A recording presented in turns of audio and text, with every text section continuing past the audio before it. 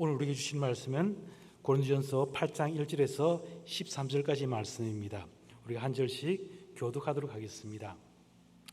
우상의 제물에 대하여는 우리가 다 지식이 있는 줄 아나 지식은 교만하게 하며 사랑은 덕을 세우나니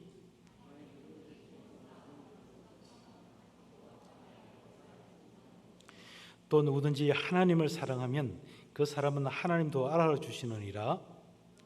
우상의 제물을 먹는 일에 대하여는 우리가 우상은 세상에 아무것도 아니며 또한 하나님은 한 분밖에 없는 줄 아느라. 비록 하늘이나 땅이나 신이라 불리는 자가 있어 많은 신과 많은 주가 있으나 곧 아버지가 계시니 만물의 격에서 났고 우리도 그를 위하여 있고 또한 한 주 예수 그리스도께 만물이 그로 말미암고 우리도 그로 말미암아 있느니라. 그러나 이 지식은 모든 사람에게 있는 것이 아니므로 어떤 이들은 지금까지 우상에 대한 습관이 있어 우상 제물을 알고 먹는 거로 그들의 양심이 약하여지고 더러워지느니라. 우리가 먹지 않는다고 해서 더 못 사는 것도 아니고 먹는다고 해서 더 잘 사는 것도 아니냐. 그런즉 너희의 자유가 믿음이 약한 자들에게 걸려 넘어지게 하는 것이 되지 않도록 조심하라. 지식 있는 내가 우상의 집에 앉아 먹는 것을 누구든지 보면 그 믿음이 약한 자들의 양심이 담력을 얻어 우상의 제물을 먹게 되지 않겠느냐. 그러면 내 지식이 그 믿음이 약한 자가 멸망하나니 그는 그리스도께서 위하여 죽으신 형제라. 이같이 너희가 형제에게 죄를 지어 그 양심을 상하게 하는 것이 곧 그리스도에게 죄를 짓는 것이다. 다 함께 가겠습니다. 그러므로 만일 음식이 내 형제를 실족하게 한다면 나는 영원히 고기를 먹지 아니하여 내 형제를 실족하지 않게 하리라. 아멘. 예수를 믿는 사람들이 모인 것이 교회이죠. 그래서 교회는 하나님을 사랑을 알고 이웃을 사랑하라는 하나님의 뜻을 아는 사람들이 모인 곳입니다. 근데 교회를 다니다 보면 서로 갈등하고 싸우고 다투는 모습들을 참 자주 보게 됩니다. 서로 비난하고 서로가 옳다고 주장하는 것이죠. 그러다가 그걸 못 보고 결국은 교회를 떠나가는 그런 모습들을 보게 됩니다. 저도 어린 시절 이런 모습을 보고 참 시험에 든 적이 참 많이 있었습니다. 그런데 이런 모습이 싫어가지고 또 다른 교회 가면 어떻습니까? 그건 완전합니까? 아니죠. 그곳에서도 또 비슷한 갈등과 다툼을 보게 됩니다. 그래서 결국 어떻게 됩니까? 교회 안 가고 혼자 신앙하겠다라고 이렇게 해서 가난한 성도가 되는 것이죠. 여러분, 초대교회도 오늘날과 마찬가지로 교회 내에 분쟁이 있었습니다. 오늘 본문에 보면 고린도 교회에는 우상에 바친 제물을 먹느냐 먹지 않느냐라는 문제 때문에 분쟁이 생겼습니다. 2000년 전 로마 시대 때는 고린도시는 정말 우상 숭배가 정말 대단하였습니다. 12개의 신전이 있었습니다. 시중에 유통되는 고기는 대부분 신전에서 우상에게 바친 제물이었습니다. 그래서 우상에 바친 고기를 먹을 수 있는지에 대한 문제가 교회의 큰 문제였습니다. 여러분 어떻습니까? 제사를 지낸 음식을 먹어야 합니까? 먹지 말아야 합니까? 우리가 차례를 지내고 또 제사를 지내고 나면 우리 성도들은 이것 때문에 갈등을 할 때가 참 많이 있습니다. 근데 사도행전 15장 9절에 보면 예루살렘 총회에서 예수를 구주로 믿고 교회의 지체가 된 이방인들 향해서 율법을 어떻게 적용할지에 대해서 언론하고 이렇게 권면을 합니다. 제가 한번 읽어보겠습니다. 우상의 제물과 피와 몽매어 죽인 것과 음행을 멀리할지니라. 이에 스스로 상가면 잘되리라. 평안함을 원하노라 하였더라. 예루살렘 총회에서 4가지 결정했는데 첫째는 우상에 바친 제물과 그리고 피와 목매어 죽인 동물의 고기와 그리고 음행을 멀리하라 라고 이렇게 권면을 한 것입니다. 그래서 고린도 성도들은 우상에 바친 고기를 먹을 수 없다고 생각하였습니다. 고기를 좋아하고 주식이었지만 그들은 우상에 바친 제물을 먹지 않겠다고 생각하였습니다. 힘든 결정이었죠. 그리고 신앙의 양심에 따라 그렇게 하기로 생각을 하였습니다. 그런데 여러분, 교인들 중에는 다르게 생각하는 사람이 있었습니다. 오늘 본문 4절과 6절을 제가 읽어보겠습니다. 그러므로 우상의 제물을 먹는 일에 대하여는 우리가 우상을 세상에 아무것도 아니며 또는 하나님은 한 분밖에 없는 줄 아느라. 비록 하늘이나 땅이나 신이라 불리는 자가 있어 많은 신과 많은 주가 있으나 그러나 우리에게는 한 하나님 곧 아버지가 계시니 만물이 그에게서 났고 우리도 그를 위하여 있고 또한 한 주 그리스도 예수 그리스도께서 계시니 만물이 그로 말미암고 우리도 그로 말미암아 있느니라. 말은 좀 복잡하고 긴데 한마디로 말하면 우상은 아무것도 아니다는 것입니다. 오직 하나님만 계신다는 것입니다. 하나님이 만물을 만들었고 그 만물은 그로부터 나왔다는 것입니다. 우상의 제물도 마찬가지라는 것이죠. 그래서 우리가 예수 믿는 우리가 그것을 못 먹을 이유가 없다는 것입니다. 하나님 주신 것이니 우리가 먹을 수 있다는 것입니다. 감사하며 먹고 자유롭게 고기를 먹을 수 있다는 것입니다. 이로 인해서 교회 안에 분쟁이 생겼습니다. 여러분 어떻게 생각합니까? 먹어야 하나요? 말아야 하나요? 둘 다 틀린 말이 아닙니다. 여러분. 둘 다 맞습니다. 그런데 여러분 이 사도 바울은 어떤 입장이었겠습니까? 우상에 바친 고기를 먹어야 된다고 생각할까요? 아니면 먹지 말아야 된다고 생각했을까요? 사도 바울의 입장은 분명했습니다. 하나님이 주신 것이니까 먹을 수 있다는 것이었습니다. 예루살렘 총회에서 믿는 이방인들이 우상고기를 먹지 말라고 한 것은 율법에 따라서 부정한 음식을 먹지 않는 유대인들의 입장을 고려했기 때문입니다. 유대인들은 율법에 따라서 이러한 부정한 음식을 먹지 않았습니다. 그래서 이방인들에게도 이것을 지켜줄 것을 이렇게 건면한 것입니다. 하지만 사도 바울은 모든 것이 하나님으로부터 났으니까 자기서 먹을 수 있다고 생각했습니다. 그런데 여러분 바울은 놀랍게도 누구를 책망하는 거 아니까 자신의 생각과 같은, 그러니까 고기를 먹을 수 있다는 이 사람들을 책망하는 것입니다. 아니 분명히 진리는 고기를 먹을 수 있는데 사도 바울은 누구를 책망하는 거 아니까 고기를 안 먹는다는 사람이 아니고 먹는다는 사람을 책망하는 것입니다. 왜 그럴까요? 실제로 이렇게 이야기하고 있습니다. 그러나 이 지식은 모든 사람에게 있는 것이 아니므로 어떤 이들은 지금까지 우상에 대한 습관이 있어 우상의 제물을 알고 먹는 거로 그들의 양심이 약하여지고 더러워지느니라. 무슨 말인가 하니까 이 지식은 우상의 제물을 먹을 수 있다는 이 지식은 모든 사람이 아는 지식이 아니라는 것입니다. 말씀에 대한 깊은 깨달음이 있는 사람만이 알 수 있는 그런 지식이라는 것입니다. 여러분 교회는 믿음이 연약한 사람이 참 많이 있습니다. 우상의 신전에 바치는 그 고기를 먹는 것은 우상과 교제하고 그리고 우상에 속하게 된다고 그런 마음을 갖고 있는 것입니다. 이렇게 생각하는 신자들이 믿음이 강한 자들의 말을 따라 우상의 제물을 먹게 되면 어떻게 됩니까? 자신의 양심을 속이게 되는 것입니다. 그리고 이들의 양심이 더러워지고 약해지는 것입니다.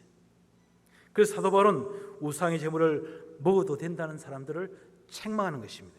그래서 9절에 뭐라고 합니까? 그런즉 너희의 자유가 믿음이 약한 자들에게 걸려 넘어지게 하는 것이 되지 않도록 조심하라 라고 이렇게 책망하는 것입니다. 여러분 우상의 제물을 먹을 수 있다는 것은 바른 지식입니다. 그리고 이 지식에 따라 우상의 제물을 먹는 것은 자유인 것입니다. 하지만 믿음이 약한 자들이 보고 있다는 것입니다. 너희는 말씀에 따라 지식에 따라 자유롭게 고기를 먹지만 이것을 믿음이 약한 자들이 보고 있다는 것입니다. 이것을 본 믿음이 약한 자는 그의 양심에 걸림돌이 된다는 것입니다. 이들을 살피지 않고 또 우상의 제물을 먹지 않는 자들을 무시하면서 그들 앞에서 우상의 제물을 먹으면 어떤 일이 벌어지겠습니까? 믿음이 약한 자들은 양심의 가책이 있어도 믿음의 강한 자들을 따라갈 수밖에 없습니다. 그래서 10절에 보면 지식 있는 내가 우상의 집에 앉아 먹는 것을 누구든지 보면 그 믿음이 약한 자들의 양심에 담력을 얻어 우상의 제물을 먹게 되지 않겠느냐라는 것입니다. 자, 이렇게 교회의 지도자들이 또 믿음에 깊이 있는 사람들이 우상의 제물을 먹는 거 보면 약한 사람들은 어떻게 됩니까? 자연스럽게 그들을 따라가게 된다는 것입니다. 그러면서 자신의 양심과는 전혀 다르게 따라간다는 것입니다.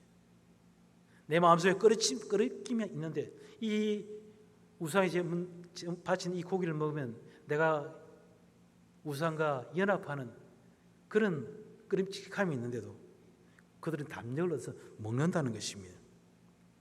자신의 양심을 속이는 그런 죄를 짓는 것이죠. 그래서 사도 바울은 이들에게 아주 강하게 책망합니다. 11절에 보면 그러면 내 지식으로 그 믿음이 약한 자가 멸망하나니 그는 그리스도께서 위하여 죽으신 내 형제다라고 이렇게 이야기하는 것입니다. 너희들의 지식과 행동이 믿음이 약한 자가 양심에 속이는 죄를 짓게 되고 또 멸망의 길로 가게 된다는 것입니다. 그런데 사도 바울은 이야기합니다. 그들은 그리스도께서 위하여 죽으신 너의 형제라는 것입니다. 여러분, 바른 지식을 가진 자들은 대부분 신앙이 깊은 사람들입니다. 이들이 깨달은 것은 틀린 것이 아닙니다. 그런데 문제는 무엇입니까? 이들은 말과 행동함에 있어 다른 사람에게 어떤 영향을 주는지 전혀 고려하지 않는다는 것입니다. 내가 깨달은 대로 말하고 행동하는데 무엇이 문제냐는 것입니다. 저 사람이 내 행동을 보고 고민하고 갈등하고 양심을 속이는 행동을 한들 나와는 전혀 관계가 없다는 것입니다. 믿음을 떠나건 말건 저 사람의 문제지 나와 무슨 상관이 있느냐는 것이죠. 이렇게 생각하는 행동하는 이들에 대해서 사도 바울은 이렇게 책망하는 것입니다. 12절에 보면 이같이 너희가 형제에게 죄를 지어 그 약한 양심을 상하게 하는 것이 곧 그리스도에게 죄를 짓는 것이니라. 약한 양심을 상하게 하는 것이 그리스도께 죄를 짓는 것이라는 것입니다. 자신의 양심을 속이고 고기를 먹는 것도 죄이지만 약한 양심을 가지도록 그 앞에서 이들을 살피지 않고 고기를 먹는 그 행위도 하나님 앞에서 죄를 짓는 행위라는 것입니다. 결국 어떻습니까? 둘 다 하나님 앞에서 죄를 짓는 그런 일이 벌어진다는 것입니다. 자, 여러분, 자기 지식에 따라서 고기를 먹는 것이 무슨 문제입니까? 내 신앙, 내 깨달음대로 살아가는데 왜 이것이 문제되냐 이겁니다. 제대로 깨닫지 못하고 시험에 든 신앙이 약한 저 사람이 문제인 것이 아닙니까?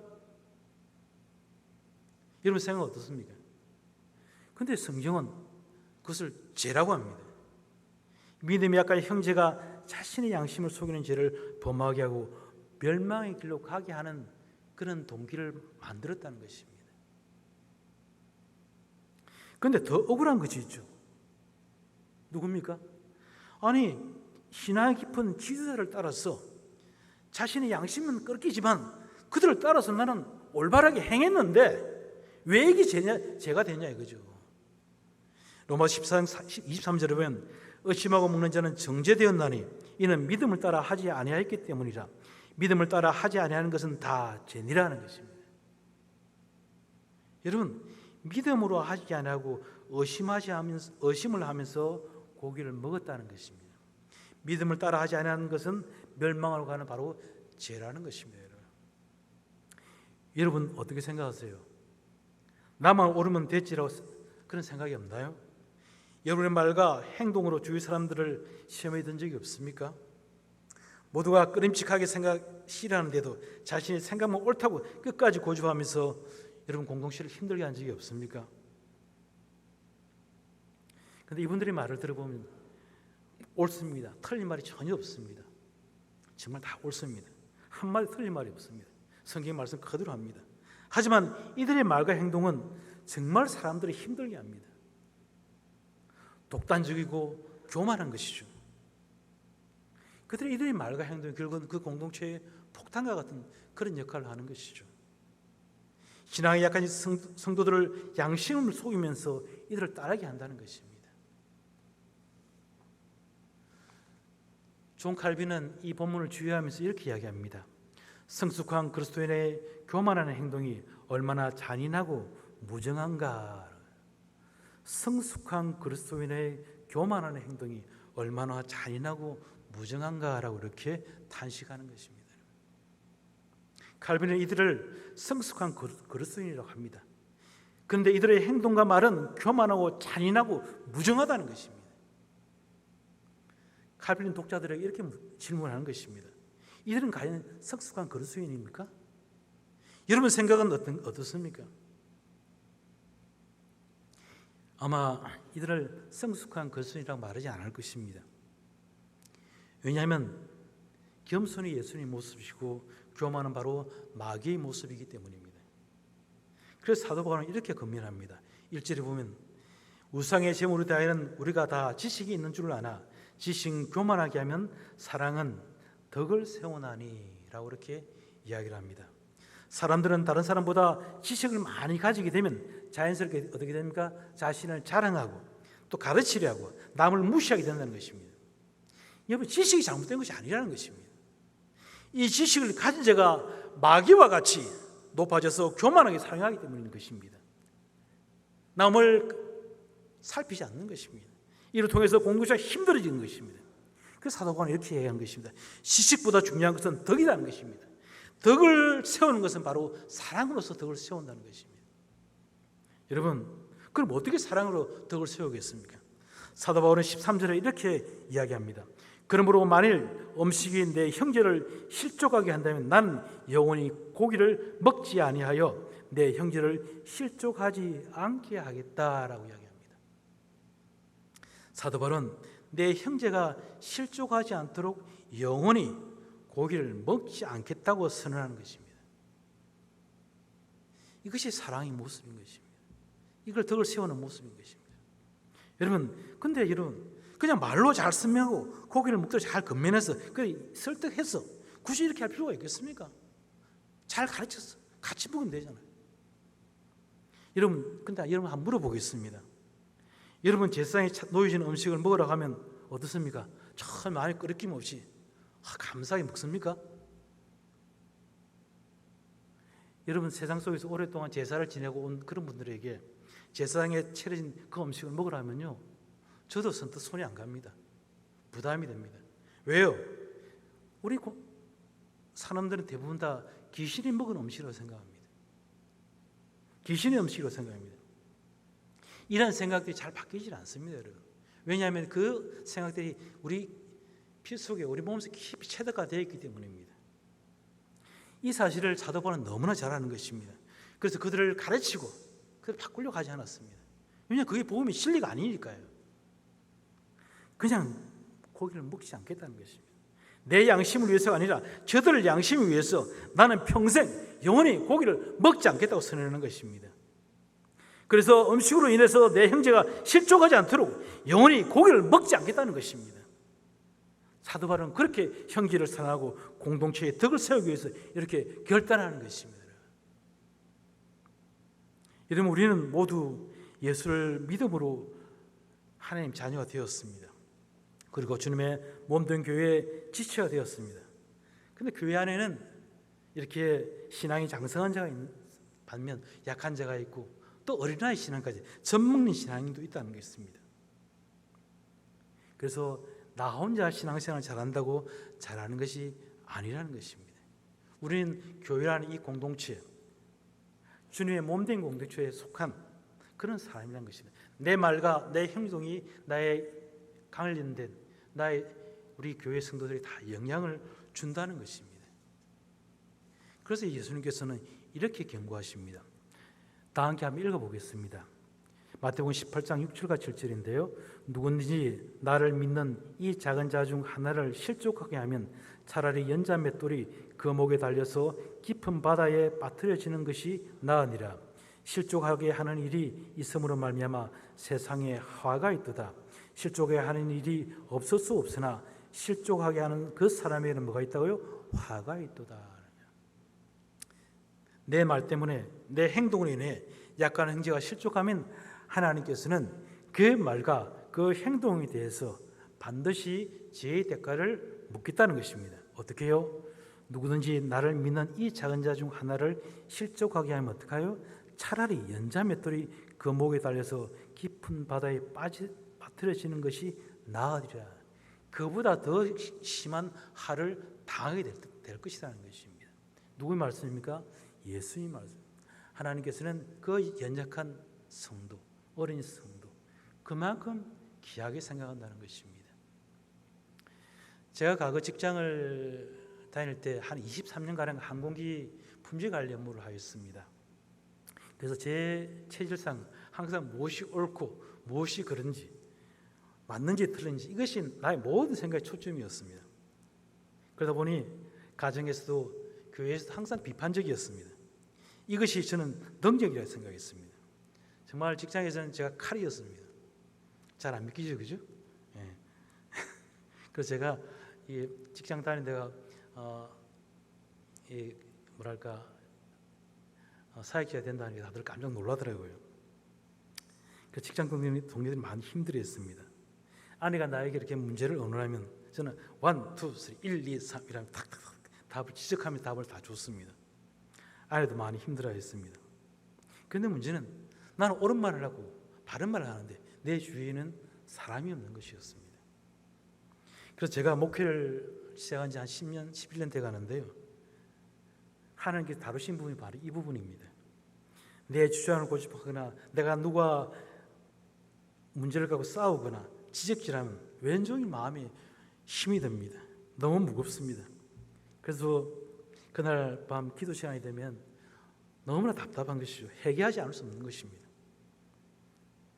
그래서 하나님께서는 더 이상 말을 못하게 했습니다. 그래서 제가 참 말을 못합니다. 그 바보가 점점 되어가는 것 같습니다. 저도 직장 다닐 때 참 똑소리 났거든요. 근데 말을 못합니다. 하나님이 다루시는 겁니다. 사도 바울은 이렇게 고백합니다.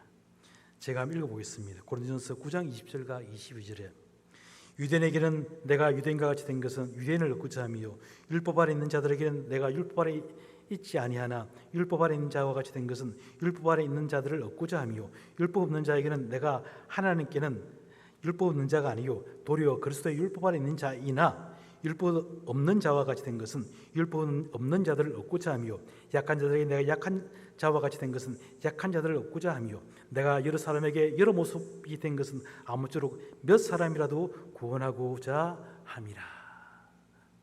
이해가 잘 안 되죠? 쉽게 이야기하면 이렇습니다. 율법 아래에 있는 자에게는 율법 아래에 있는 자의 모습대로, 율법 없는 자에게는 율법 없는 자의 모습으로, 약한 자에게 약한 자의 모습으로 이렇게 나는 처신하겠다는 것입니다. 왜요? 그들을 구원하기 위해서. 그들을 구원하기 위해서. 사도 바울은 마음이 이것이었습니다. 복음의 진리 외에 간섭과 형식이 중요한 게 아니라는 것입니다. 나는 그들을 구원하기 위해서 나는 율법 아래 없지만 율법 아래 있는 자들을 위해서 율법 아래 있는 자와 행동하겠다는 것입니다. 그래서 사도행전 15장에 보면 사도 바울은 예루살렘 총회에 참석한 이야기가 나옵니다. 사도 바울은 총회에서 교회의 일원이 된 믿는 이방인들이 더 이상 이들에게는 할례가 필요 없다고 이렇게 이야기하였습니다. 그래서 예루살렘 총회에서는 사도 바울의 요구대로 할례가 필요 없다고 결론을 내렸습니다. 그런데 여러분 사도행전 16장 3절에 보면 바울이 그를 데리고 떠나가고자 할세 그 지역에 있는 유대인으로 말미암아 그를 데려다가 할례를 행하니 이는 그 사람들이 그의 아버지는 헬라인인 줄 다 알미더라. 무슨 말입니까? 이 사도 바울이 전도 여행을 하면서 이제 예루살렘에 올라갔습니다. 그때 같이 동행한 사람이 누구 있는 거니까 헬라인 디모데였습니다. 근데 그곳에 가서 디모데에게 뭘 합니까? 할례를 행하는 것입니다.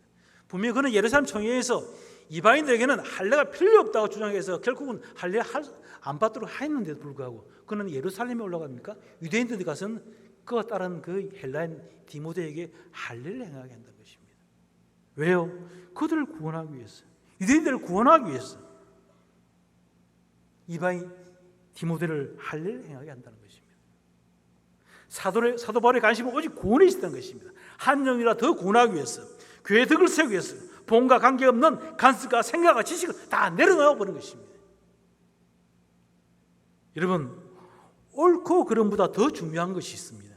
그것은 바로 사랑으로 덕을 세우는 것입니다. 내 지식이 아니라 다른 지체의 연약한 양심을 위하여 나의 생각을 꺾고 나의 아는 것을 버리고 이렇게 하는 것이 바로 그리스도인의 성숙한 모습인 것입니다. 그래서 여러분 이렇게 이야기할 수 있죠. 아니 너무 기회주의자가 아닐까? 너무 기회주의. 자기의 편리대로 지주도 없이 기준도 없이 어떻게 이렇게 할 수 있냐 이거예요. 그 기준이 뭐냐 이거예요. 고린도전서 13장 31절에 사도 바울은 이렇게 합니다.